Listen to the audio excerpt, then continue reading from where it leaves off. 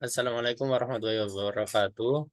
Kami dari kelompok 10 akan mempresentasikan mata kuliah akuntansi biaya dengan tema proses costing. Saya Muhammad Fajar Salahuddin dengan NPM 139 akan menjelaskan materi yang pertama.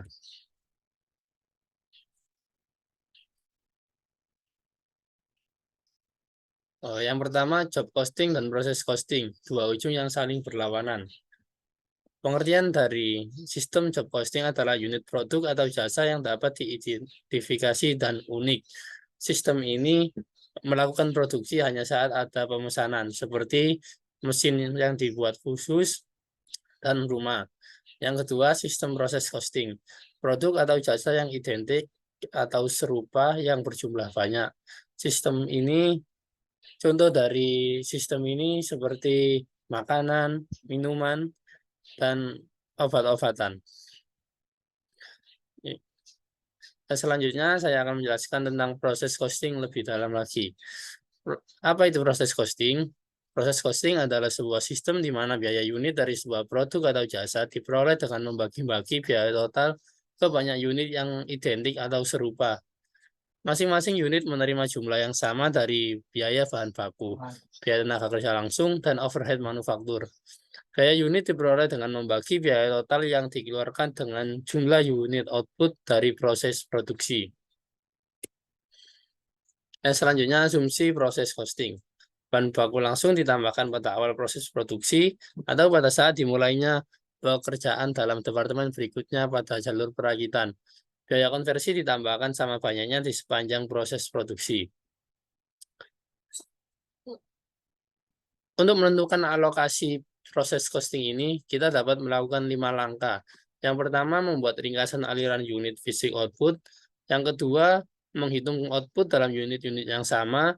Yang ketiga, menghitung biaya per unit yang sama.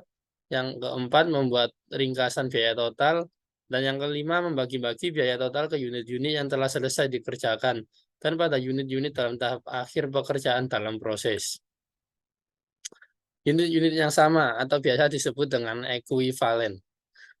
Jumlah turunan output unit yang merupakan kuantitas dari masing-masing input dalam unit yang telah selesai dikerjakan dan dalam unit yang belum selesai dikerjakan dalam pekerjaan dalam proses.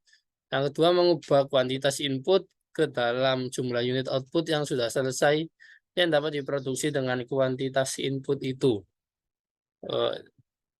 Yang selanjutnya dihitung secara terpisah untuk masing-masing input atau bahan baku langsung dan biaya konversi. Dan selanjutnya akan dijelaskan oleh teman saya. Yang selanjutnya akan dijelaskan, materi selanjutnya akan dijelaskan oleh saya, yaitu Brian Tanugrah dengan MPM akhiran 147. Metode proses costing rata-rata tertimbang, yaitu menghitung biaya per unit yang sama dari semua pekerjaan yang sudah selesai hingga hari ini. Tidak mempedulikan periode akunting kapan pada saat pekerjaan tersebut selesai. Membebankan biaya ini pada unit-unit ekuivalen yang sudah selesai dan mentransfer prosesnya keluar, dan pada unit yang belum selesai yang masih diproses.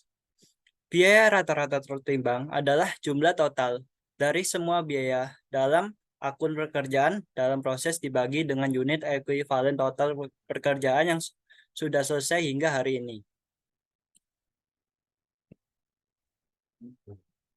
Dalam rata-rata tertimbang ini, metode rata-rata tertimbang ini terdapat 5 langkah. Langkah pertama yaitu meringkas output yang terdapat dalam contoh soal berikut ini. Step 1 dalam langkah pertama ini ada physical unit, dan selanjutnya langkah kedua yaitu menghitung unit ekuivalen. Dalam langkah kedua ini unit ekuivalennya terdapat direct material dan conversion cost. Selanjutnya yaitu yang langkah ketiga, yaitu menghitung biaya per unit. Dalam langkah ketiga ini, direct material dan conversion cost-nya dihitung dan mendapatkan hasil yang pertama, yaitu direct materialnya 5.000 $5.000 dan yang konversi cost-nya $13.000. Selanjutnya yaitu langkah yang keempat yaitu meringkas biaya total. Dalam langkah keempat ini yaitu total produk cost didapat dari menghitung total dijumlah dari direct material dan conversion cost yang hasilnya 4.000 yang didapat dari 1.000 ditambah 3.000. Selanjutnya langkah yang terakhir atau langkah yang kelima, membagi-bagi biaya ke unit yang sudah selesai dan tahap akhir pekerjaan dalam proses. Dalam langkah kelima ini terdapat dua biaya yaitu unit complete and transferred out dan yang kedua yaitu ending work in process. Yang selanjutnya, materi selanjutnya akan dijelaskan oleh teman saya. Baik, saya akan melanjutkan presentasi dari kelompok 10. Sebelumnya, perkenalkan nama saya Ahmad Wahyudi dengan akhiran NPM 142.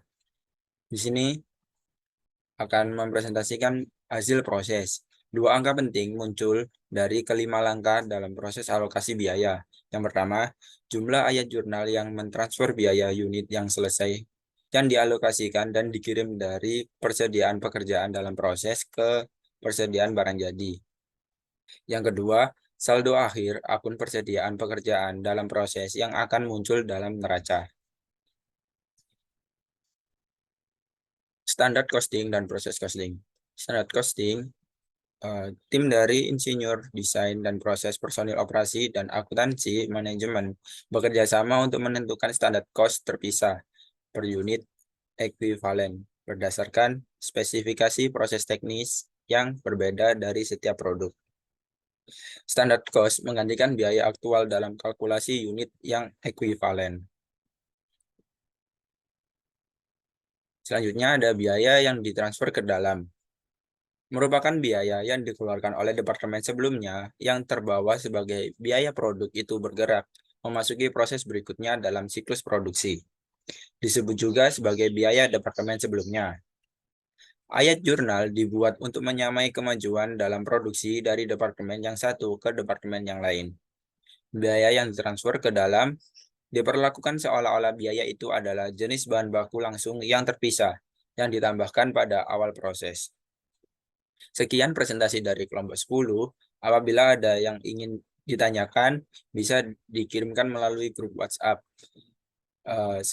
Sebelum mengakhiri, apabila ada kesalahan dari kelompok kami mohon maaf yang sebesar-besarnya. Wassalamualaikum warahmatullahi wabarakatuh.